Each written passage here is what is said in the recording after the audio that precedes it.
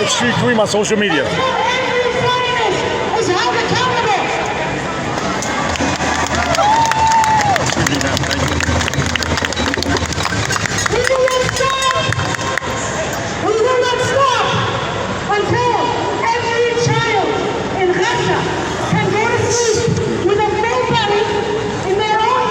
Excuse me, pardon me, thank you.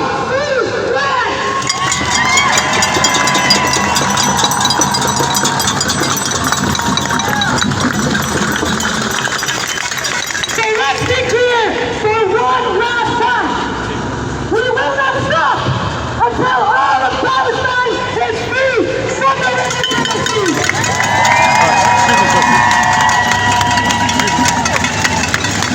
Excuse me, sir.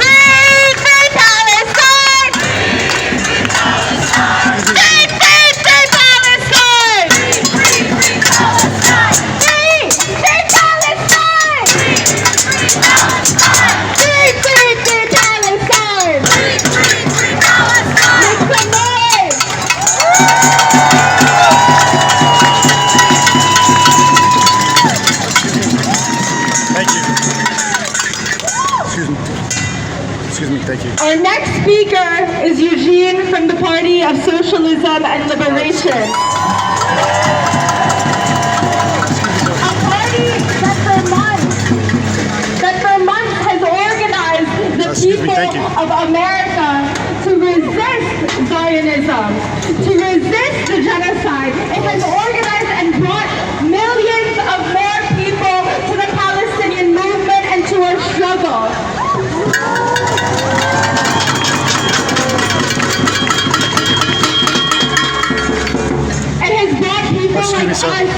Together in a large mass for humanity, and it has raised the contradictions within the U.S. and how the U.S. is complicit, more than complicit, it is marching in lockstep with the Zionist entity. It is working hand in hand with Israel to carry out a genocide for nearly 2 years. So with that, I'm honored to announce Eugene, our next speaker. Free Palestine! Long live Palestine! Free Palestine! Long live Palestine! You know, I think it has to be said that the United States of America, that's funding, facilitating, and participating in greenlighting this genocide, the government, His Majesty's government in the UK, that is funding and assisting and greenlighting this genocide, the President and the government of France, that have been greenlighting and funding this genocide, and many of the other governments that have been funding and facilitating and greenlighting this genocide, have not just been doing this for the past 2 years, they've been complicit since 1917 in a conspiracy to destroy the people. The Palestinian people have been struggling for over 100 years, and this current genocide is just another iteration of the attempt of the most powerful people on earth in league with Zionism to ethnically cleanse the land, to put a military base to control the Arab people on behalf of the Europeans and the Americans. It's an imperial crime. It's a colonial Extreme Kareem on social media. It's a settler colonial crime. It's a crime and a genocide that must end now.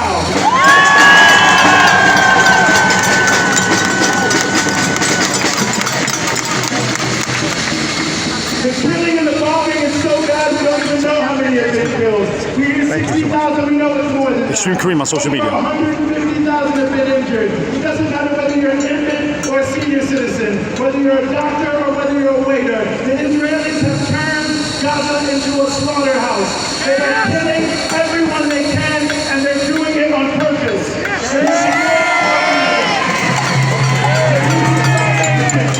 They're using the most brutal methods. But when we look at this aptly named event, a March for Humanity, because we know this is a manifest in inhumanity being done to the people of Gaza and in Palestine, I think we should be clear. They haven't been involved for 100 years just by accident. They've been involved 100 years because this is the system that they want to perpetuate. A system where a small number of people in a handful of countries get together to control the majority of people in their own country, working class people, and all the people of what we call the global south. That system has a name. It's capitalism. And that worldwide innovation is imperialism.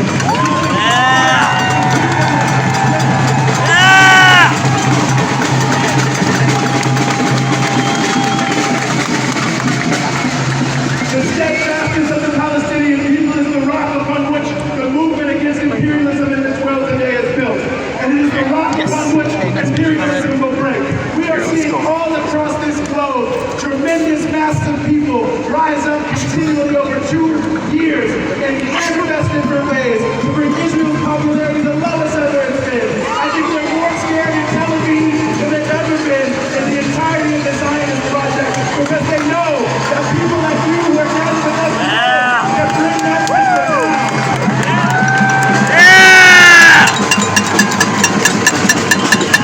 So as we march today, as we march for humanity, and let's keep saying that, as we march for humanity, this is an unjust, inhumane thing that is being done. As we march for humanity, we're marching against genocide, yes. We are marching against starvation, yes. We are marching for the Palestinian people, not just in Gaza, but across all of the occupied territories, for their land to come back. But we are also marching against the unjust and illegal wars and occupations being waged by imperialists everywhere. And today, they're talking about Gaza. In Congo, they're talking about Gaza. In Gaza, they're talking about Sudan. The people of Gaza understand the international edition of this struggle. We're marching against hunger. We're marching against poverty. We're marching against all the injustices that have the same people doing them. The people who want people to be starving on the side of the street with no place to live in New York City are the same people who are funding and facilitating the genocide in Gaza.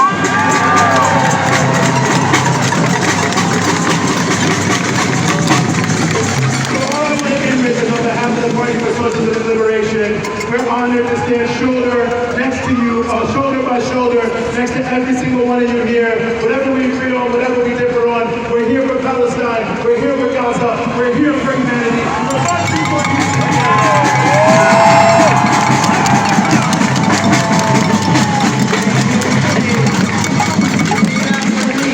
The more they try to silence us, the louder we will be. The more they try to silence us, the louder we will be. So the Trump administration and the authors of Project 2025 and Project Esther had a plan. They thought that if they arrested our student leaders, our organizers, that our movement would die. But did we stop organizing? Did we stop protesting? No, we kept building and we kept organizing. And one of our leaders, who was the target of the Trump administration, the one we fought for to release all of the students, he is here with us. I am honored to introduce Mahmoud Khalil.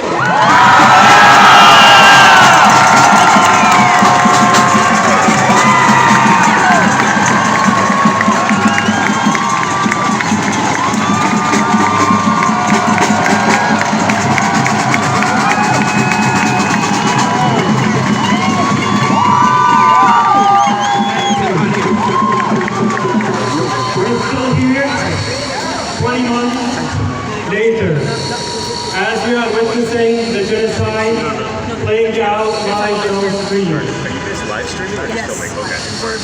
In what world is this normal? In what world is the starvation of an entire population is normal? In what world is the killing and maiming of tens and hundreds of thousands of Palestinians is normal?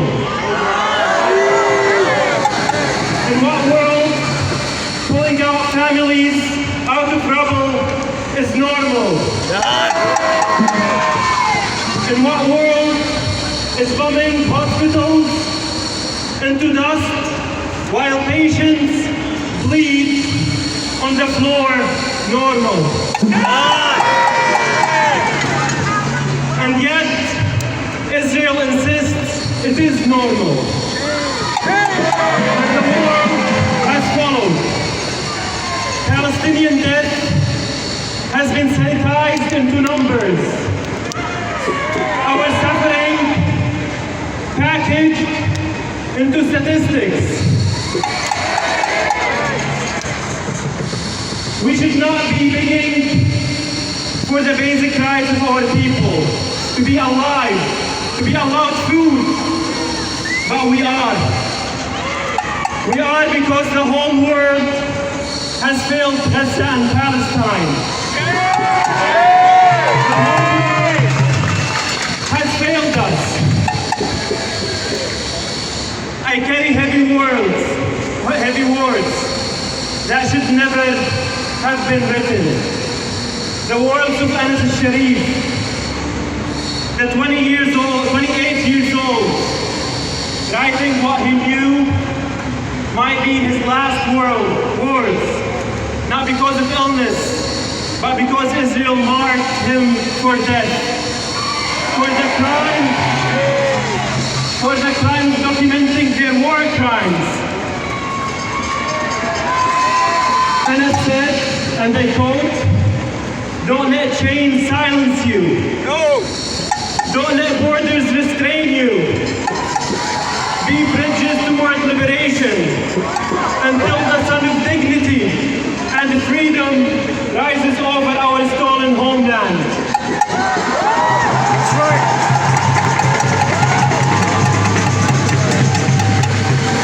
These were not the words of a broken man. They were the words of a Palestinian who knew his people's struggle was larger than himself. Who knew his camera was part of the fight for liberation, the Palestinian liberation. Just last week, a friend of mine was called with his colleague trapped in Gaza. Both of them knew us personally. Both of them mourned us.